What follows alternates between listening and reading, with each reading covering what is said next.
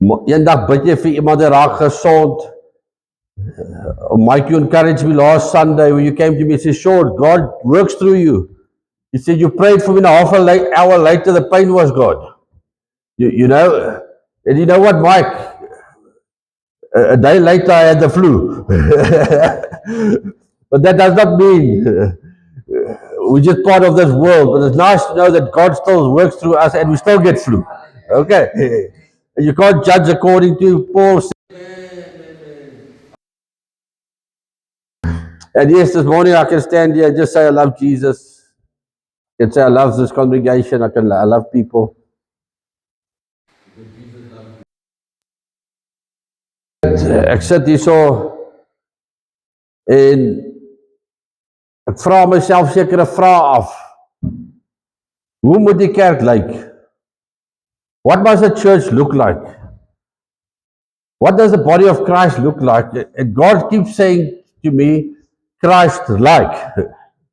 You understand? Now, in the spirit, I think I made an illustration last Sunday with Verity sitting with a white child and trying to convince Johannes it's his. Gaan nie werk nie. Now, the more we in the presence of God, the more we think like Christ, the more we look like Christ, our spirit man. Ons geestesmens begin soos Christus lyk.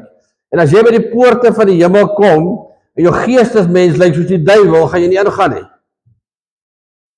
As jy wedergebore is, if you are born again, your spirit man starts taking the shape of the spirit man Christ. That makes you recognizable by the angels, by the Holy Spirit, by the heavenly beings, and by God himself. And sometimes, you know, I'm a military man, and there's one thing in the military that always comes out, and it's discipline. I lost two troops when I was a soldier. You know, you don't want to lose two troops. As a leader, my responsibility was to make sure they're fed, they're well equipped, they're well trained, well disciplined, to protect them from themselves and from the enemy. The two troops that died, we had a rule when you sit in a combat vehicle, you have to be strapped down. In those days, we had what we call the Bosbok, it's a riot bakkie, a Toyota Corolla, or a Toyota Hilux, but it had an armored cab. And out of this cab, it had a hatch. So if you had get into a firefight or whatever, you'd open the hatch and you'll throw gas or whatever. It was a riot vehicle, but you needed to be strapped down. And because of bad discipline, this one troop was standing outside in those days in KwaZulu-Natal, there was this dance among the Zulus. They called it Skybird. They used to dance like this, Skybird. And this troop was standing outside the riot bakkie doing the Skybird. And the other driver was showing off, and he rolled that bakkie, and that bakkie cut him in half. He didn't die being brave. He didn't die being a hero. He died being undisciplined. The other troop I lost was in the riots in Natal, Mondi and Sappi forests. They had big payouts those days. I mean, it was cash, all their workers and stuff, and there was like armed gangs around, and they asked for support, and I sent this one troop with his gun and his ammunition to escort the Sappi leaders or whatever, paymaster, paying the people. And I was still in a clandestine OP. That means you're hiding away, you're looking to see if there's a bad guy with a gun. Undercover camouflage, and I got the signal, Skitter Ings is dood, kom terug. And Skitter Ings, after doing his duty, instead of coming back to base, he teamed up with some guys there and he went skiing on the dam, and he fell and he hit his head against the stump and died.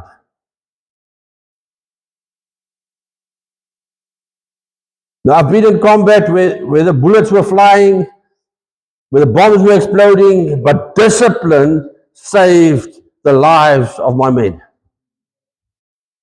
In my time in Iraq, when I worked there, not one of my team members died. Not one.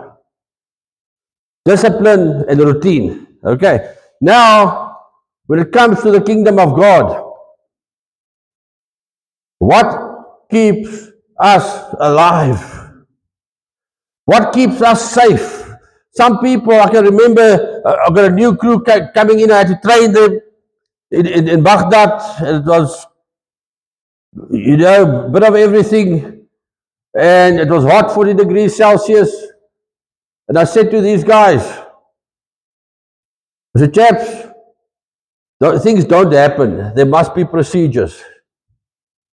So right, in that heat, I got them in these vehicles, and then I simulated the contact right, ambush right, IED right, jump out, get out, flat tire, change tires. You can't figure out how to change the vehicle's tires if you're in the middle of combat. Nou die dag toe by bakkie 'n papwiel.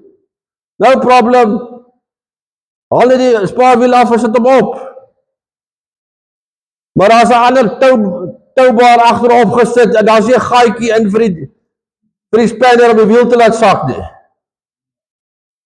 Nou is dit nie meer as 5 minute. Nou kan jy imagine, nou skiet hulle op jou op dieselfde tyd en jy kom agter, daar's nie 'n gaatjie waar daar 'n gaatjie moet wees nie. Jy het nooit gecheck of die spanner en die jack daar is nie. Can you imagine that? Yeah, and it was that fear, that kind of fear, and that kind of reverence for God that I stand here this morning leading the church.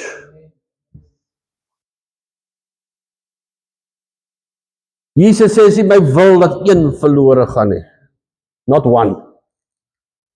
You know, and there's this word, reverence. Jy weet, ek probeer nou slim klink. You know, the Bible speaks reverence of the Lord, reverence.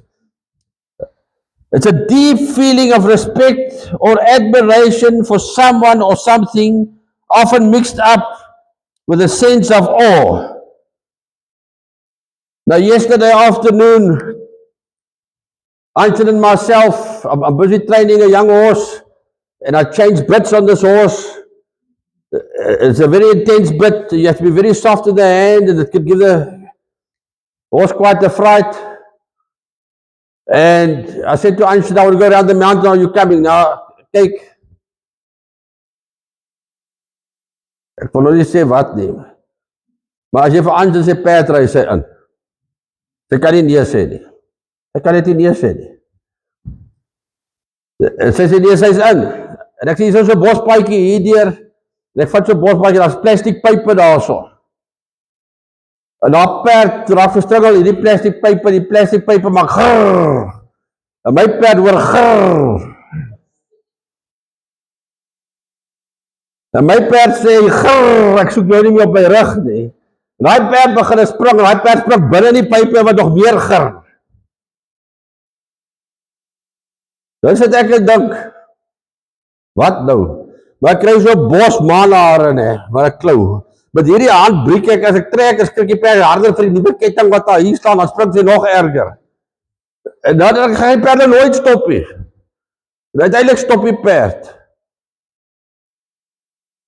En versigtig vat ek maar met die pype weg.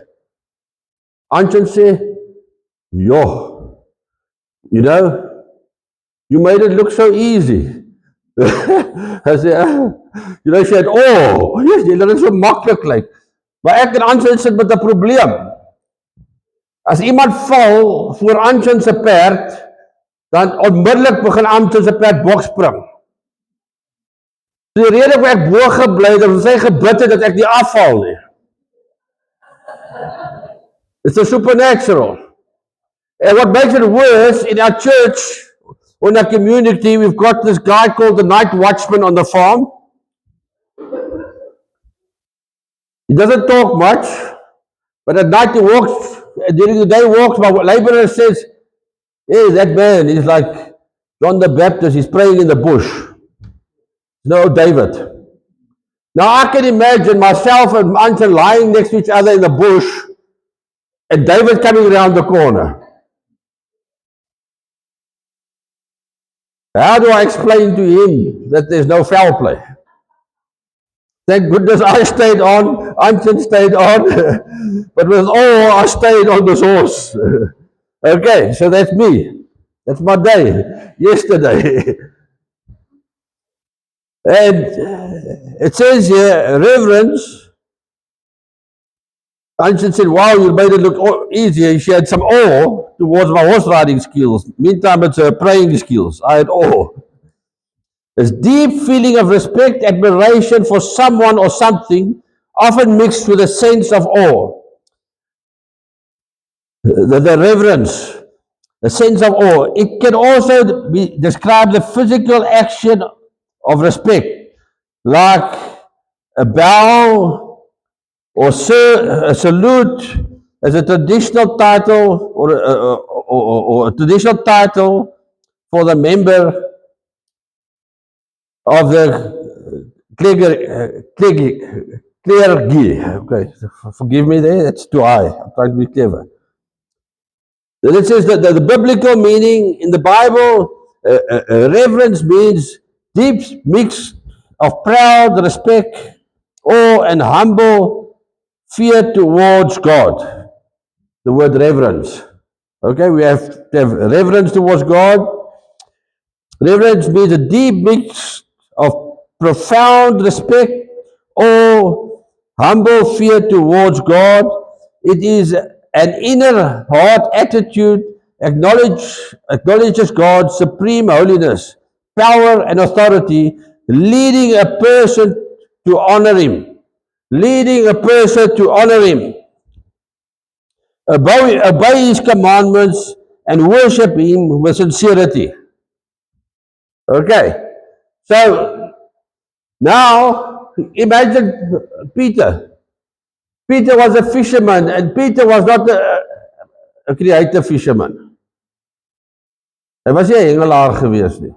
Ons ken mos die storie van die hengelaar. Hy's so bang met vis vang, hy kry 'n byt, dan gaan hy sy bier moet los. Hy was nie 'n hengelaar gewees nie. Hy was 'n visserman wat vis gevang het om sy gesin en sy gemeenskap te kan dien met dit wat hy het. Okay. Nou kom God en hy sê vir Petrus, follow me, I'll make you fishers of men. En Petrus het nie opgestaan die oggend en gedink hy wil 'n apostel word nie. The next thing skel die Here op hom. Hy sê vir hom, gaan weg agter my Satan, jy verstaan nie hierdie goed nie. Can you imagine the offense? Ja, as ek vir jou sê, gaan weg agter my Satan, jy verstaan, jy wil nie bykom nie. Gaan jy volgende Sondag in die kerk wees? Yes. Daar's party mense waarmee ek al so gepraat het, wat nog nie so sit. Daar's party mense wat ek al geruk en pluk het, nie fisies nie, maar soos 'n bilie geëet het, wat nog nie sit. Dis 'n wonderwerk. Dis 'n wonderwerk. Jy weet, en dan op 'n stadium kom God en sê vir Petrus, you are the rock on which I'm going to build my church. Maar ewesklik is hy apostel, en wat is die werk van 'n apostel? The Bible says God gave some as apostles, some as prophets, some as teachers, some as shepherds, and some as, what's the other ene? Evangelists, to equip the saints for the service of God. Nou as ons kyk na, jy weet, if you have reverence for God, you've got this love, you've got this respect, you've got this fear, but the right kind of fear, but to come in line. Now sometimes you can see the way people come to church, is whether they have reverence for God or not. Waar is die soldate? Papa, Johannes, as jy op orders moet gaan voor die kolonel, né? Wat is die eerste ding wat jy doen? Jy polish die bootse, papa. Jy polish die bootse dat hulle blink. Amen. Kan nie meer vir jou goede. Ons het hulle gebou. Ek weet nie of julle hulle gebou het nie, maar ons daat ons, Mike, we still bound them with a spit and polish, né? Hulle gebou.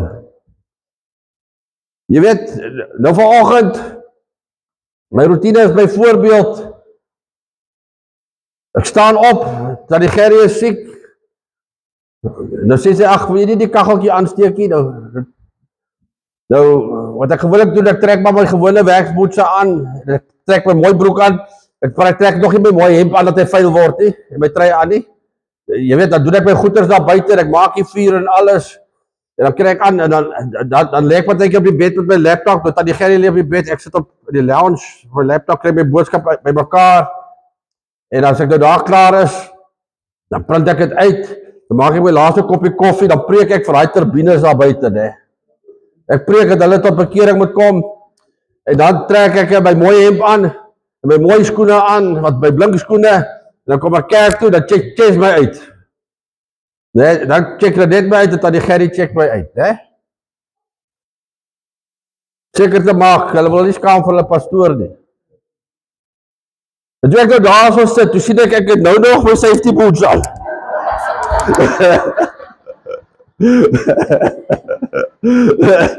Ek kyk so, ek sê so, jy het nog safety boots aan, jy het nog nie jou blink skoene aan nie.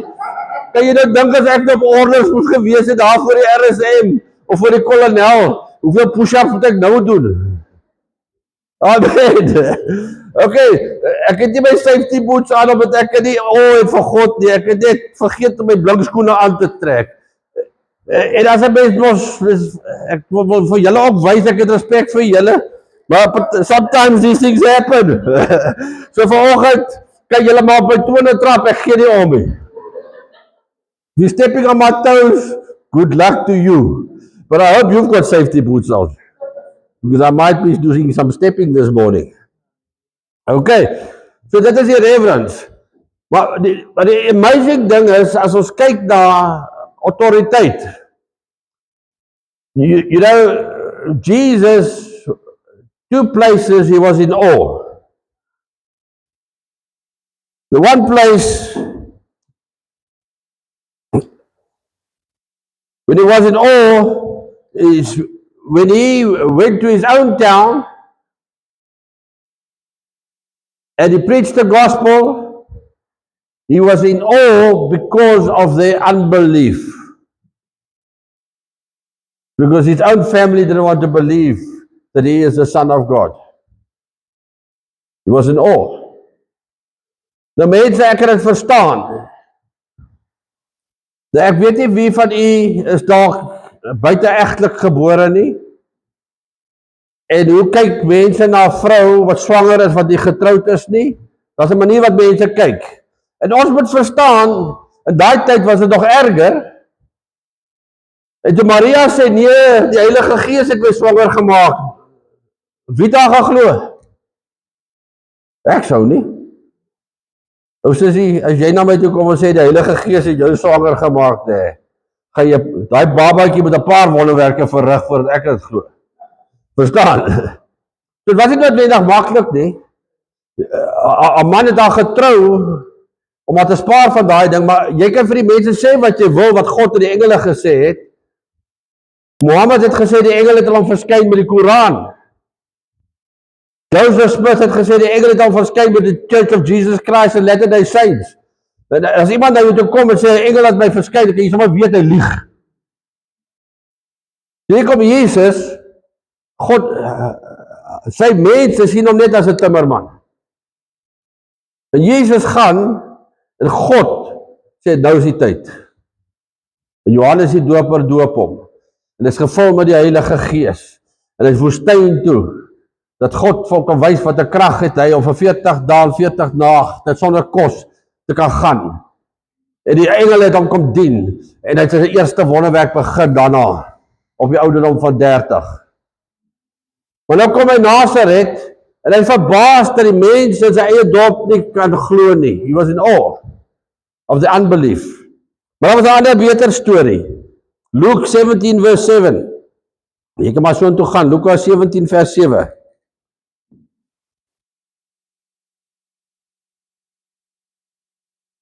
But which,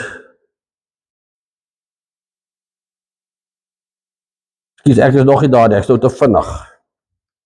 Ek is te vinnig, hou daai ene. Hou daai ene. Matthew 8 verse 5. I say, when Jesus entered Capernaum, a centurion came to him, beseeching him, saying, Lord, my son lies at home, paralyzed, grievously, my servant lies grievously tormented. And Jesus says to him, I will come to heal him. But the centurion answers and says to him, I am not worthy that you come under my roof. But only speak the word, and my boy will be healed. Ander vertaling praat van 'n servant. For I am a man under authority, having soldiers under me, and I say to this one, go, and he goes, and to the other, come, and he comes, and to my servant, do this, and he does it. And when Jesus heard, he was marveled. It was in one translation says he was in awe and said to those who followed, truly I say to you, I have not found such faith not in Israel. So the een kant kyk hy na die Israeliete, sy eie mense, en ek kan nie glo, he was marveled by the unbelief. Then he comes to a Roman centurion, dat die Romeine het Zeus aanbid, hulle het Saturnus aanbid, hulle het Pluto aanbid, they worshipped all these foreign gods, planets. En hier is 'n Roman centurion, nou hy is, ek dink in ons daar, hoofman oor 100, was omtrent 'n company bevelvoerder, daai tyd, is toch hulle ou. En hy sê, as ek vir manne sê, hardloop hulle, as ek sê, kom, dan kom hulle. Dis hoe het gewerk het. Weet jy wat nou werk, maar in elk geval. Hoofman oor 100 kry miskien 10 mense by die werk deesdae. En daar was dissipline, en hy verstaan autoriteit. En hy sê, ek staan onder gesag, ek sê, ek kan nie toelaat dat jy in my huis inkom nie. Ek is te laag. You cannot come. Just speak the word. Just speak the word. And my son will be healed. Huh? Dis het Jesus, hy kyk, en hy besef, hierdie man verstaan gesag, authority. Hy verstaan gesag. Hy weet hoe werk gesag. Nou in die Bybel, die hele Bybel, gaan maar oor gesag. En die gesag is daar, om 'n boef in die tronk te sit, en 'n huis veilig te hou, amen. Jy wil dan maar weet, dis veilig waar jy is. Jy wil weet, Randall, die seuns hierso, gaan nie met jou dogter sukkel nie, in die kerk nie. Jy wil weet, die ouderlinge gaan nie met jou vrou sukkel in die kerk nie. Jy wil weet, mense gaan nie in die kerk kom en by jou wil geld leen, vir drank en sigarets nie. Jy wil weet, jy gaan nie geestelik geboelie word nie. Jy wil dit weet. Dit is waarvoor daar sekere plekke is. Sekere goed verstaan ons nie. Daarom wil jy weet, dat voorganger van jy kan vra, hoe doen 'n mens dit? Nou as ons kyk na die wêreld, as die baas sê, jy moet 8 uur daar wees, is jy 8 uur daar, amen. As die baas sê, doen dit, dan doen jy dit. As die baas sê, gaan, dan gaan jy. Dan gaan ons nog 'n bietjie verder, na die lekker dinge, na die sport toe. In die sport, rugby, netbal, wat ook al, there's authority. Daar is iemand in beheer. Nommer 1, jy het 'n coach. Dan is jy spankaptein, en tweede, onderkaptein. En al hierdie goed is in plek, dat die dissipline en routine daar is, dat 'n mens meer as oorwinnaars aan die ander kant kan uitkom. Amen. Party mense raak spankaptein, want hulle paas gee die meeste skape vir die coach. Dit is 'n sataniese leierskap. So as jy hoofouderling wil wees, skaapvleis. Of betaal hy tiendes. Jy wil die meeste tiende betaal, kry die hoogste pos in hierdie kerk. Klink dit vir jou reg? Nee, man, sies. The one that's most Christ-like is the one that you can trust with the sheep. Amen. So nou kom ons in die rugby, en die vletjie blaas, as die vletjie blaas, stop die hele game, skram hierson, dan skram die mense. Het julle is agtergekom? Hier en daar as daar een wat so 'n bietjie stry, dit wil 'n bietjie uitsluitsel kry, maar as die ou sê skram hier, dan skram hulle hier. As hy sê lyn staan hier, dan lyn staan hulle hierso. As hy sê 3 is hier gedruk, skop hier vandaan, dan skop hulle hier vandaan, hulle doen dit. Want daai referee het 'n mate van authority. Ek kan onthou toe ek 'n kind was in Amanzimtoutie, daar was nog nie verkeersligte gewees nie. Daar op pad skool toe was daar die een 4 rigting stop, dan staan hy speedkop daarso. Kyk, daai daar was speedkops gewees. Nee, dan staan hy daar, maak hy so. Dan stop hy julle lot. Dan gooi hy hom so. Dan gaan hierdie lot en hulle luister. Maak nie saak hoe groot daai lorry is nie.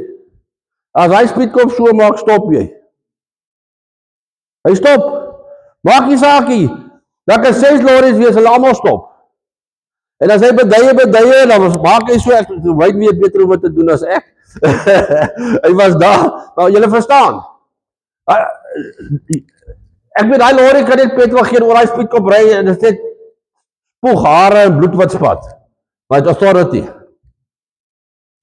Kan jy nou dink, as hy speedkop, babbelaars op 'n Saterdagmôre, met sy service daar gaan staan,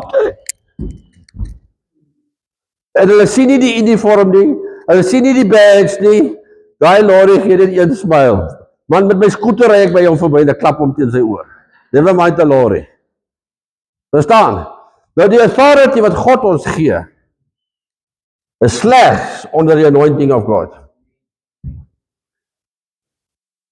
As ek 'n peloton in die geveg lei, as 'n soldaat, onderwerp ek my aan die owerhede van die regering van die dag.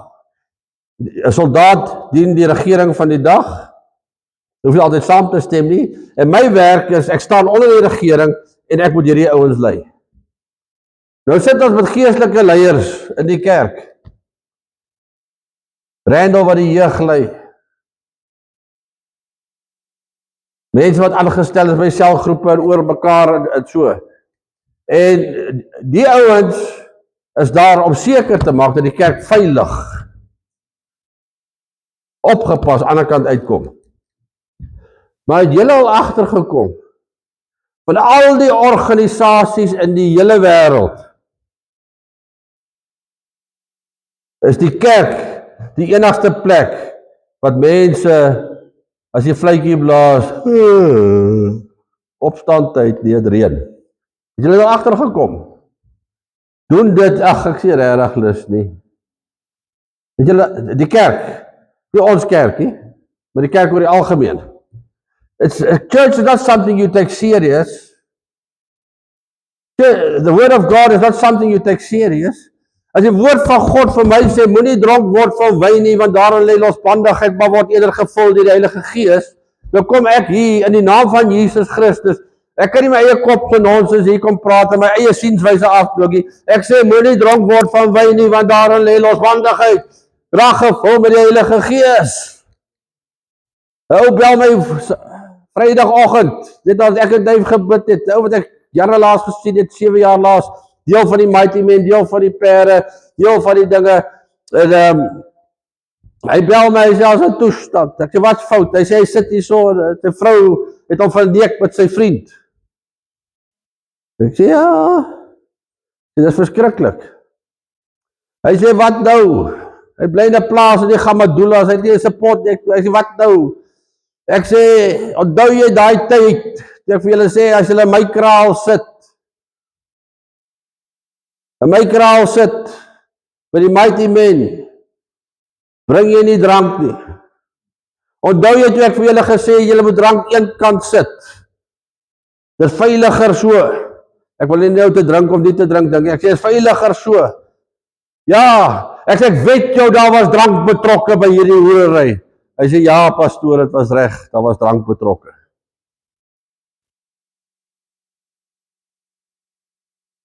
Maar, as hulle vir jou sê, As jy by die werk aankom met drank fire ons jou, jy gaan nie naby 'n bottel kom nie. Vrydagmiddag gaan kap jy dit lekker, maar jy seker jy is nugter. Maar jy sal Saterdag syp en nie Sondag in die kerk sit nie. Maar jy gaan nie Sondag syp en gefire word nie. Amen. Serieus idee, is 'n beginsel wat ek jou afbring. Where is the reverence for God? Where is that reverence? Waar is die dissipline? Waar is die selfdissipline? Kom ons raak weer daardie peloton.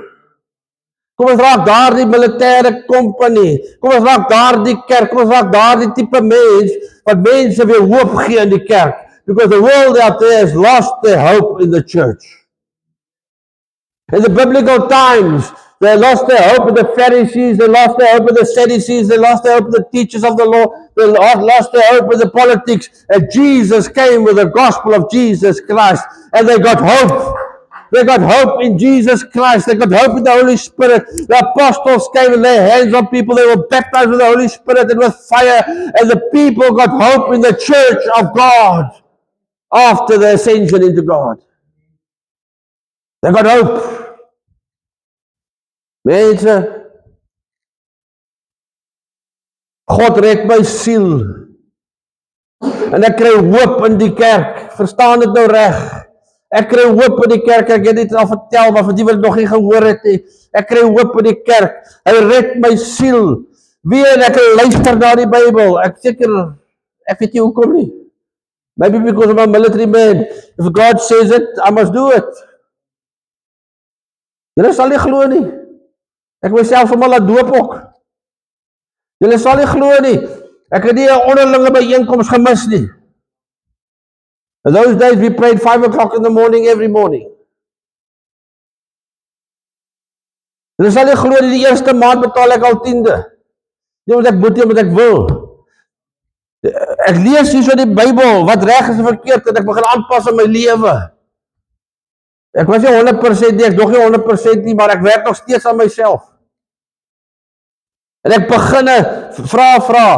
Binne die eerste week kom die hoofouderling se vrou en sy my vrou kom aan die aand dat hulle kom kuier het. Ek het baie vrae om te vra by die hoofouderling hieroor en daaroor. Na die eerste week wat ek die Here dien, of was die tweede week, dit kon dalk die derde week gewees het. Maar binne die eerste maand wat ek die Here dien, kom my vrou uit, nadat die hoofouderling en of die ouderling en sy vrou gery het, en sy sê vir my, waaroor praat julle so as ons dan die kombuis is? Ek sê man, ek praat oor die doping van die Heilige Gees. Ek praat oor saligheid, ek praat oor skriftuurlike goedes en beginsels en waarhede. Ek sê hoekom nee, die ouste vrou sê sy is 'n lesbien, sy is verlief op my en wil 'n verhouding met my aanknoop. I'm serving the Lord for not even a month, and the elder's wife, not even the elder, wants to come have a sexual affair, lesbian affair with my wife. Huh? The world has lost faith in the bride of Christ.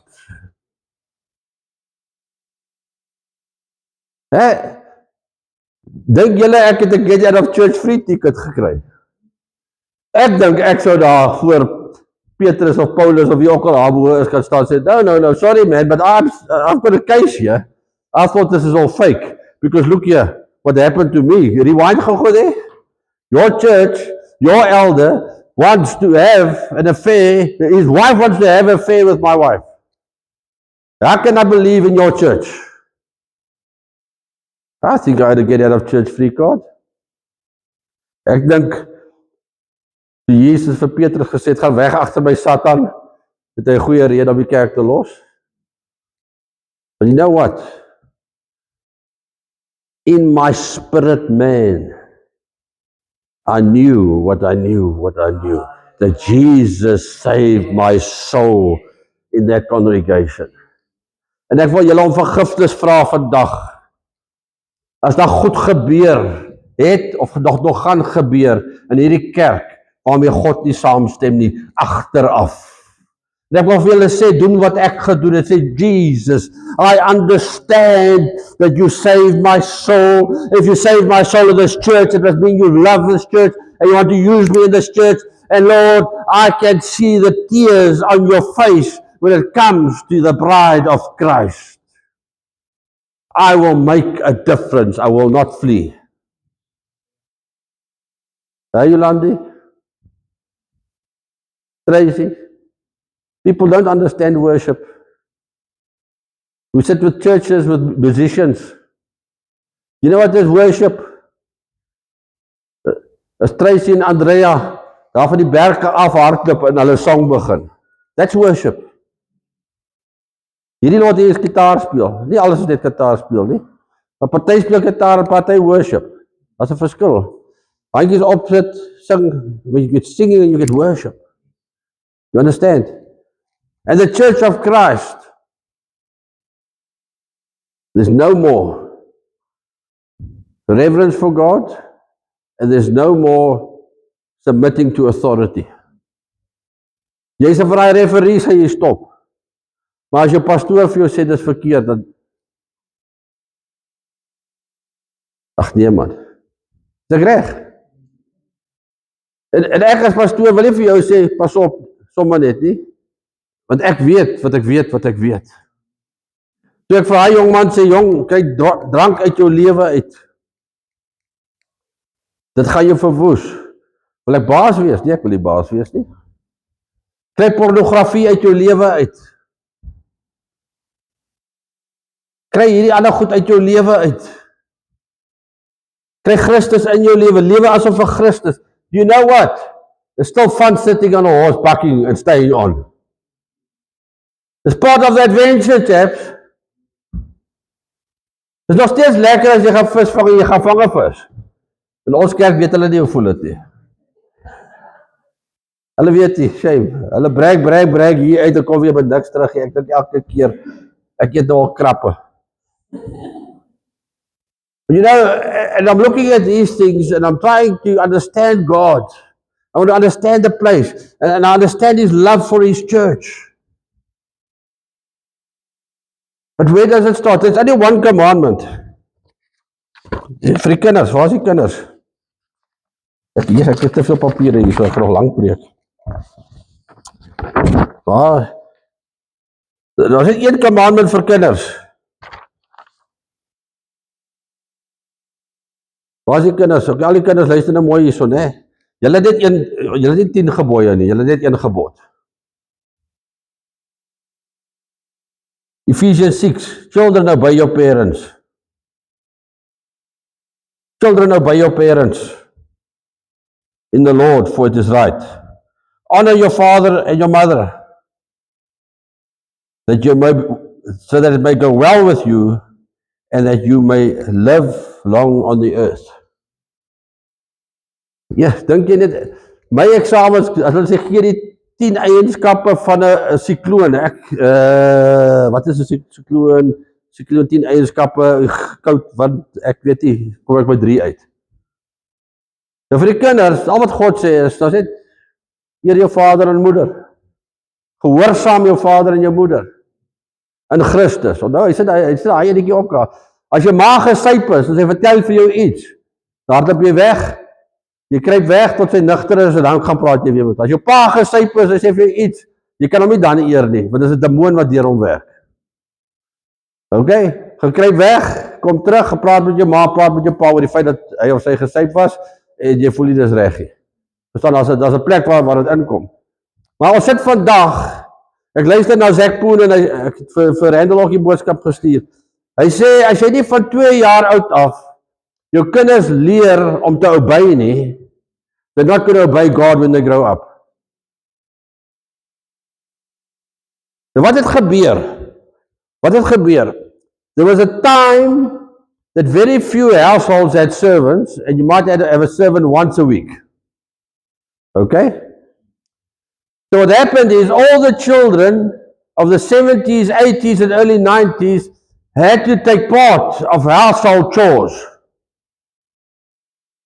So julle onthou, wie van julle ouer as 40 het nie wasgoed opgehang nie. Ons almal daar wasgoed opgehang. Ons almal moes, ek kon onthou, ons het nie 'n wasmasjien gehad nie. Ek kon onthou, ons as kinders het water gebad, het ons klere getrap in die bad. Weet nie of julle dit kan onthou nie. Dis wat ons gedoen het. En dan was ons klere ophang. Ons was 5 kinders, een moet skorrelgoed, een moet badkamer skoonmaak. En later stadium het ons 'n bediende gehad wat 1 keer 'n dag aangekom het. Maar nou sit ons met bediendes wat elke dag, heeldag aankom. Die kinders het nie meer chores nie, they're not used to obeying, they've got no routine, they've got no discipline. Amen. Nou kyk nou, 20 jaar terug toe het verander het, waar is nou 2026? Children don't obey in class, they don't obey their parents, they don't obey any authority, they just don't obey, because they've been conditioned not to obey. Kyk, ongeskikt is hierdie Johannes se kinders. Die goede glad die maniere nie. Julle kan 'n bietjie daar gaan loer, daar is dissipline. Randall, mooi man. Verstaan, ten minste hier is daar, ons kweek dissipline, ons geef hulle verantwoordelikheid. Maar nou in Christus, as ons nie ons kinders leer om te obey authority nie, in die kerk, eers in die huis, dan in die kerk, en dan sal het goed gaan in die skool. Dat gaan nie moeilik vir hulle wees nie. Catherine, het haar pa Riek genoem. Imagine ek my pa, hey ou Chris, jy sê klap my kop van my lyf af. Hierdie Catherine, sy is 12 jaar oud, kom sit sy, jy sê, as sy gereed met haar pa. Ek het amper hartaanval gekry, onthou jy daai daar? Ek het amper hartaanval gekry. Ek kyk vir Riek, ek kyk vir Catherine, ek kyk vir Riek, ek kyk vir Gerry, jongens. Ons is daar op 'n kampvuur besig, met perdrye, sulke goed, Gerry. Okay, rustig, maar dankie tog, jare later het Catherine die Here saam met my kom dien, nee, Catherine? Ja, maar nou staan sy op, jy het Catherine nou nie vir opstaan nie, sy het Karina, jy like dit nie. Opstaan is nie vir hulle nie. Sy staan op, sy is 9 die oggend hierso, sy begin oefen. So net Christus kan ons help. Nou is dit daai aaklige skrifgie. Net my papiere agter mekaar kry hierso. Wat hy eerste skrif wat ek gesê jy moet lees? Lukas, hoeveel nou weer? Waar is Lukas, hy is nou weg. Lukas 17 vers 7. Ja, dat ek hom hier so kry.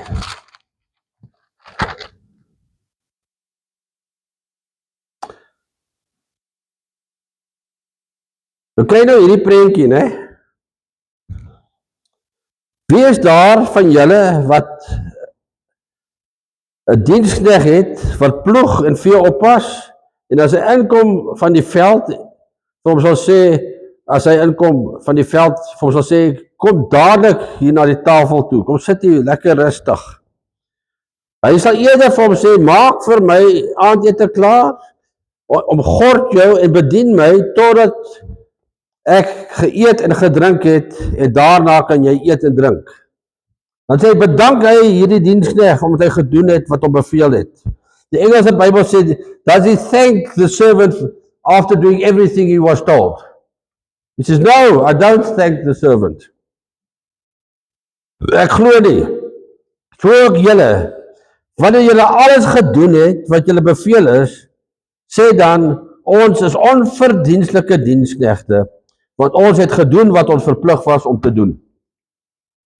Wat sê hy hierso? Hy sê, jy gaan daarso, jy gaan Carrara toe, jy gaan Army toe, jy gaan Penalbeaters, jy gaan daar na jou baas toe, en jy werk jou harde dag. Nee? Jy werk jou harde dag. Dan kom 6 uur, op 'n woensdag, of die selgroep, of die kerkdiens, dan moet jy nog die kerk kom dien. Ek praat nou van die leiers, wat kom dien. Dan moet jy nog die kerk kom dien. Dan sê die Bybel, jy moet nie dink God gaan vir jou sê dankie nie. God gaan nie vir jou sê dankie nie. Dink jy doen God 'n guns? Dink jy ek doen God 'n guns om hier te staan en preek vandag? Ek doen God nie 'n guns nie. Hy het my nie nodig nie. Hy het genoeg engele om alles te doen. Hy sê, nadat jy alles gedoen het wat ek gesê het jy moet doen, wees dankbaar en weet, jy is 'n diensknegt. Nou sit by die kerk en die kleerlingmanne, hulle sal vir jou verduidelik, né? Eers is jy 'n apostel of 'n profeet, né? Nou is daar 6 apostels, nou is daar 'n nuwe apostel, die ultimate apostel. Ons roep ultimate apostel Randolph vorentoe asseblief. Nou die laankie, dan is daar 8 van die ultimate apostels. Dan kry jy die super ultimate apostel. En dan kry jy, dan wil allemaal 'n super ultimate apostel, dan is dit die waarde. Was jy al by die kerk, die waarde apostel? Nee? The Reverend Ultimate Super Apostle. As jy net wil hê, iemand moet in jou kerk bly, dan gee hom net 'n titel. Hy is 'n moffie, hy speel musiek, in die gay bar, waar hy mooi kan gitaar speel, kry jy vir Ultimate Reverend musikant, myn worshipper apostel hier so op 'n Sondag.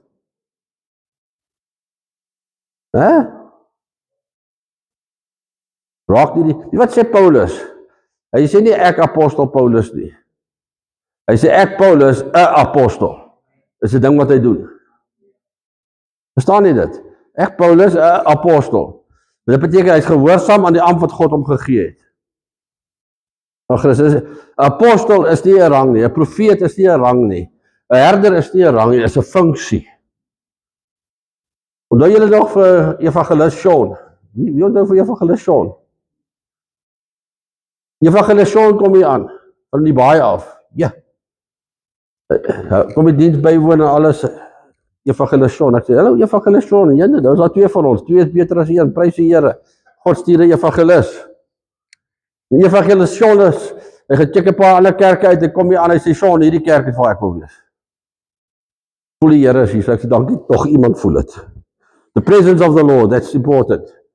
En evangelis Sean is hier so, en hy doen sy ding, en hy, na jaar sê evangelis Sean vir my, pastoor, I'm going to move on.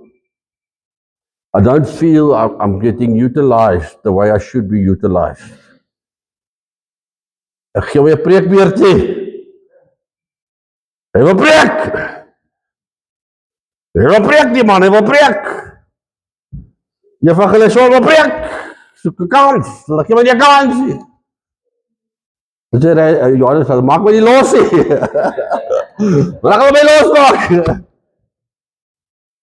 Nou het hy die gesprek met my, nou sê ek vir evangelis Sean, ek sê evangelis Sean, jy is 'n jaar in hierdie kerk, jy het nog nie een siel na die Here toe gelei nie. Dit beteken, jy is nie evangelis Sean nie, jy is maar net Sean. Amen. Jy is wat jy is. Jy is net Sean, of jy is evangelis Sean. Maar jy kan nie vir jouself sê, jy is evangelis Sean, as jy net Sean is. Jy kan sê, ek is Sean, dan sê jy, yes. My evangelis is ou Johannes, hy is ons evangelis. Wie, my herder van hierdie kerk. Julle weet ek sê die herder van die kerkie. Daar sit hy, Erik en Karina. Hulle is die herders. Daai goed, wil net kuier, braai, kyk dat almal alright is. Dis al wat hulle die hele tyd wil doen. Hulle haat hulle eie huis. Hulle wil net weet waar is die skape. Amen. Ek het apostoliese amp. Ek funksioneer met apostoliese amp. Verstaan jy die ding? Want nou hier kom hy, Jesus hy sê, as die diensknegt hard geploeg, hard gewerk het, nou kom hy in die huis. En in daai jare het die diensknegte saam in die huis gebly, hulle daar geslaap al voor die stoof. Die diensknegte was dieselfde kleur as die Here. Dit was nie altyd wit of swart nie, daar was bietjie van die kant toe en daai kant toe. Die diensknegt kom in, hy het hard gewerk. Nou kom die baas en sê, nou het jy lekker hard gewerk het, maak gou vir my koffie. Nou maak ek koffie, ek is honger. Gebruik 'n stuk wors af vir my. Hy sê nie daai diensknegt kan kom sit en eet nie. Dan as ek nou klaar geëet het, dan sê ek, jy kan maar 'n bietjie vir die koffie en die wors kry. Dan sê die diensknegt, baie dankie. ten minste kry ek 'n py, ek het wors en ek kan voor die warm stoof slaap. Dit is 'n apostel, dit is 'n pastoor, 'n herder, 'n leraar, 'n evangelis, 'n jeugleier, 'n koortjieleier, 'n aanbiddingsleier, wat doen mense, intercessorleier. Dit is hulle. Dis hulle wat God dien. Wat nie nog wil hê God moet ons op die skouer tik nie. Hulle staan ook onder gesag, soos die Romeinse soldaat. Hy sê ek staan onder gesag. Hier is ek. Einde van die dag. Ek staan onder gesag, want ek moet sorg dat God se kerk rein en heilig is. Dan wil ek afsluit met die laaste boek voor Openbaring, Judas, die boek Judas. Nee, nou, ek kan nie glo, ek dog hy's dood. Dus nie, hy het nog 'n boek geskryf ook. Jy het geweet? Nee man, hulle sê Judas, die diensknegt van Jesus Christus, broer van Jakobus. Nou Jakobus se broer se naam was ook Judas geweest. Dit is nou nie Judas Iskariot nie. En ek sluit af hiermee. Vermaning en danksegging. Maar julle geliefdes, met die woorde, Judas is net so voor Openbaring, die heel laaste sendingbrief. Die kortste, kleinste boek in die Bybel. Hy sê, maar julle geliefdes, met die woorde onthou wat tevore gespreek is, deur die apostels van ons Here Jesus Christus, wat hulle vir julle gesê het, in die laaste tyd sal daar baie spotters wees, wat volgens hul eie goddelose begeerlikhede wandel. Dit is hulle wat skeuring maak, sinnelike mense wat die gees nie het nie, maar julle geliefdes moet julle self opbou. Nou, okay, right, nou moet julle nou verstaan nou, okay, nou al hierdie gepraat vandag, né?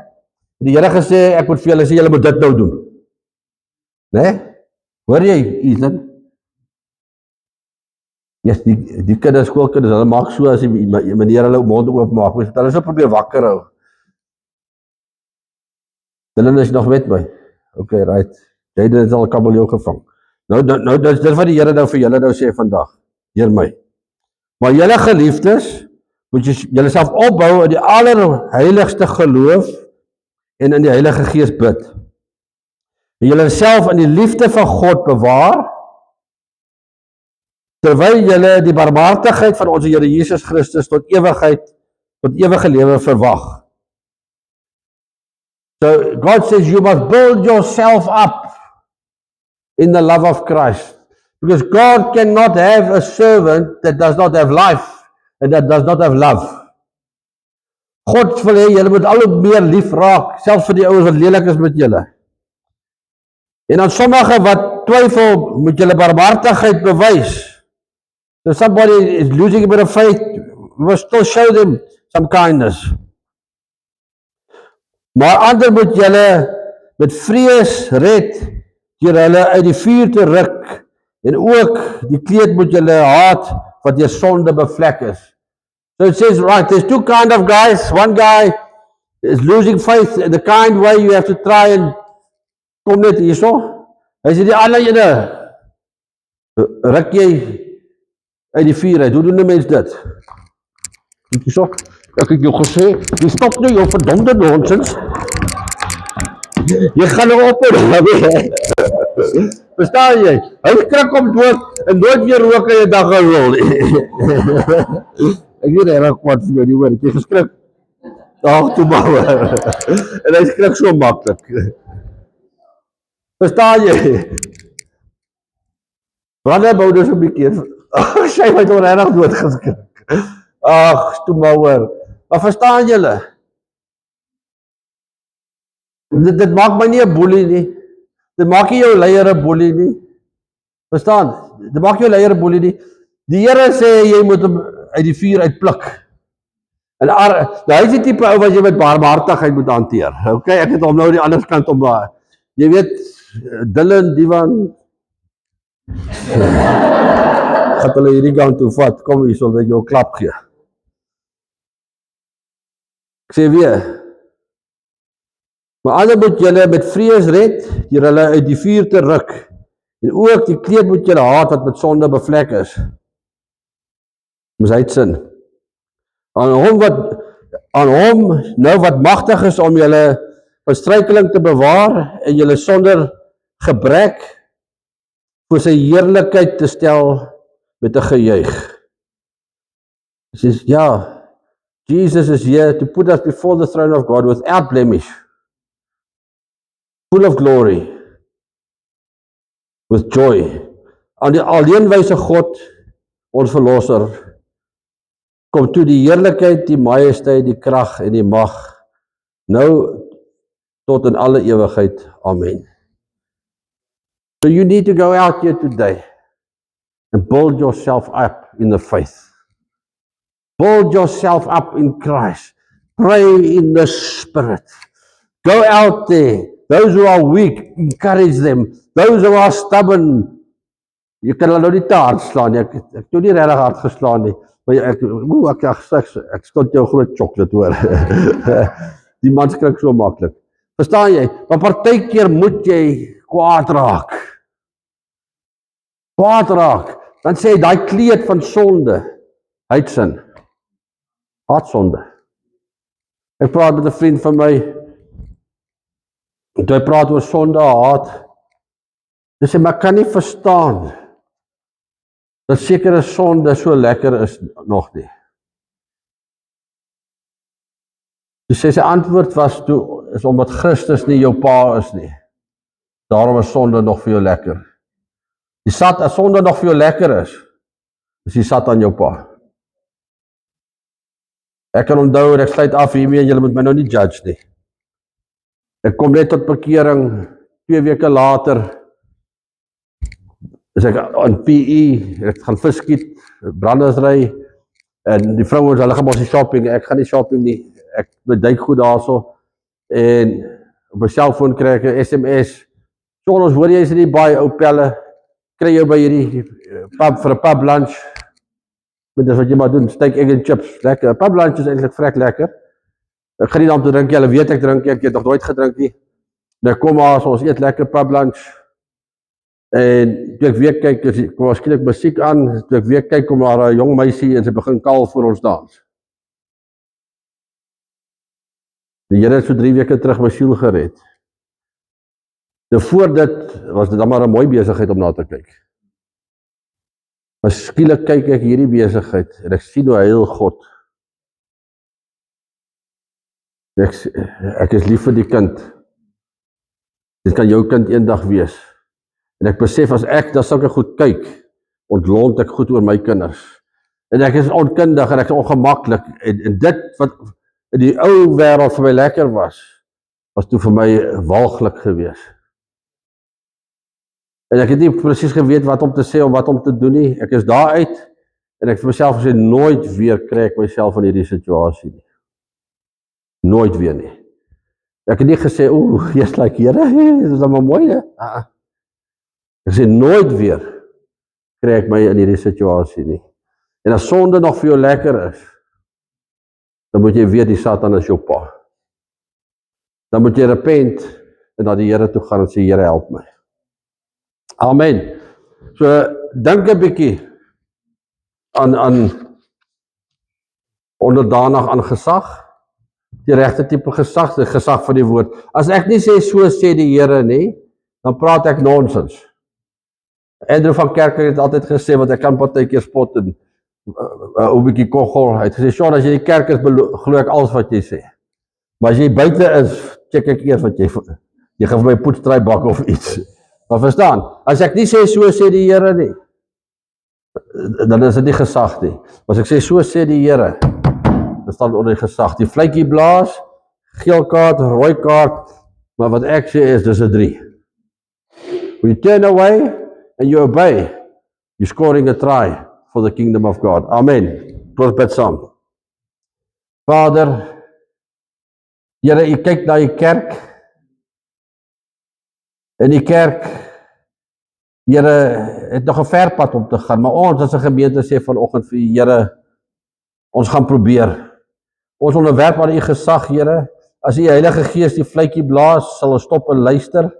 Here, as U gesag en 'n opdrag gee, sal ons dit uitvoer. Here, en ons kom vandag na U toe en ons sê dankie Here dat daar genade is vir ons. Here, dankie dat daar genade is vir ons, Here. Dat U liefde, Vader, oor ons sal skyn, Here Jesus.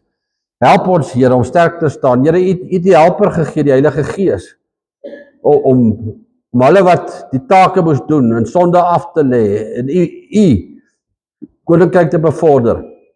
Ja, Here, het U vir hulle die Heilige Gees gegee om te kan doen. En ek bid vir elkeen wat hier is vandag. Give us more of the power of the Holy Spirit in Jesus' name. Amen.